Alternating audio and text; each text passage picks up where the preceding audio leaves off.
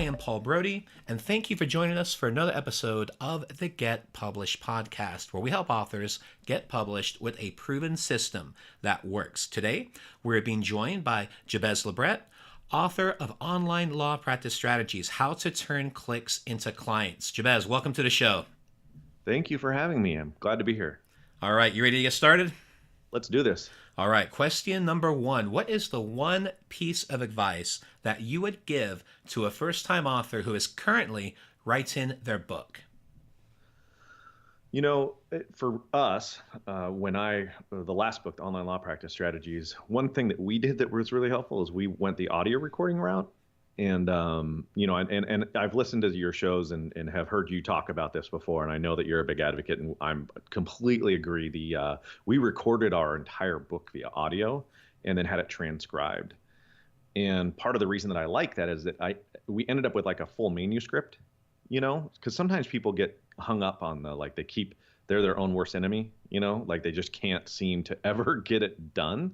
And I found that method to be super solid way to at least get the book done, and then you can work on the editing and the polishing and everything else as you move forward. But that was one thing I didn't want to get hung up on. So I guess if I had one tip, that'd probably be where I'd start. And that definitely is the trend coming up with most of my clients in this year in particular. I'm telling them, get it recorded, record the audio, click transcribe, and get it sent out, whether you're using Rev or any one of the other services. Now, you did mention a service prior to our call. What was it called again? Trint. Trint, Trint.com.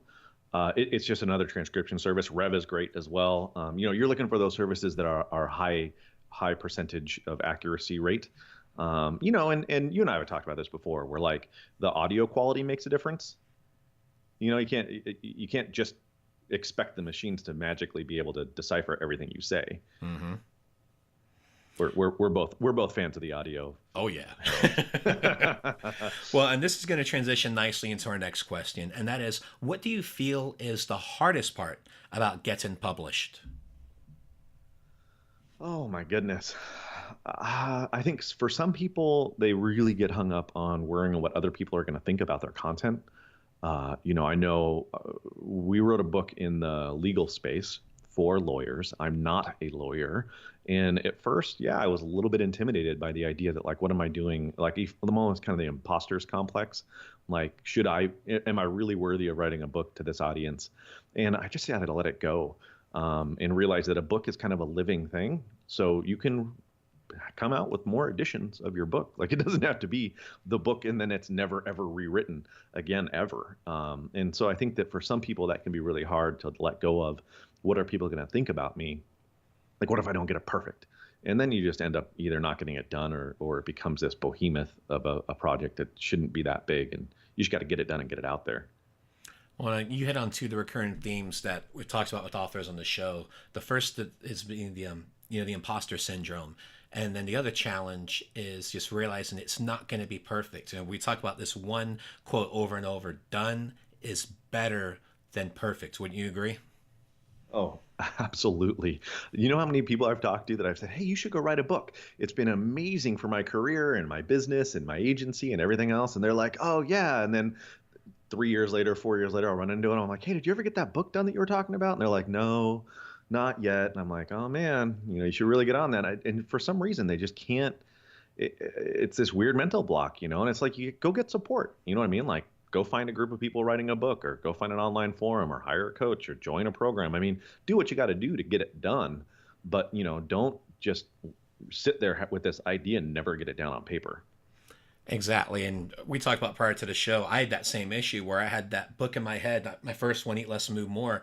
It was in my head for 4 years. And after I got it published and it became a bestseller, I'm thinking, why in the world did I take 4 years to get this dang book out there? Yeah, I mean, that's opportunity cost, right? Mm-hmm. Like, that's 4 years of time that you could have been spent promoting and speaking and, utilizing the benefits of having a book. Exactly. Well, this is going to transition in nicely to our next question, and that is the marketing side. So please share a marketing strategy that you have used in your book launch that worked well. For book launch in particular, the last book, and I keep saying we because my Online Law Practice Strategies, my business partner, Mark Homer, and I wrote that book together about 6 years ago.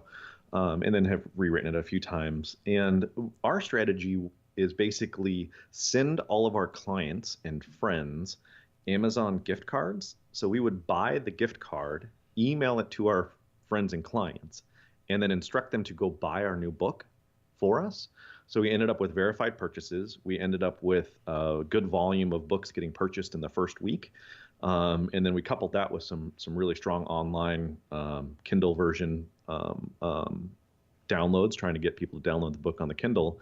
And so we ended up with a pretty good, robust, roundabout way to have a lot of volume done early. I mean, that was kind of our technique. Plus, you lose the cost of the book plus the percentage that Amazon takes. But if you send somebody a $30 gift card to buy your book, you do get some of that money back. So we just viewed it as a marketing expense. What was the price point of your book when you were giving away the gift cards? We put it on sale. So the cover price on our book's $49.95, but it's kind of a technical manual, so it makes more sense at that price for us. And then we had it on sale for the first month at $24.95. Now, did you also have a Kindle version, or was it mainly the paperback that you're focused on? It was a paperback that we focused on for the gift cards, and then the Kindle version we just promoted online through social channels. But the Kindle download, I think we did $2.99 or something on the Kindle. Mm-hmm. Super cheap. But we just wanted the downloads. It really wasn't about the money as much as getting the book out as fast as possible. Absolutely. Well, let's talk about your favorite book. So what is your favorite book, and what was the number one thing that you have learned from it? Man, there are so many books. On the nonfiction side of the fence, I would say probably Influence by Dr. Robert Cialdini would probably be my favorite book. It's such a good classic psychology of the way people make decisions book. And I'm a huge hound of like cognitive psychology and understanding decision making, and that plays into all the things that you do in your life, right? Leadership, marketing, I mean, you name it.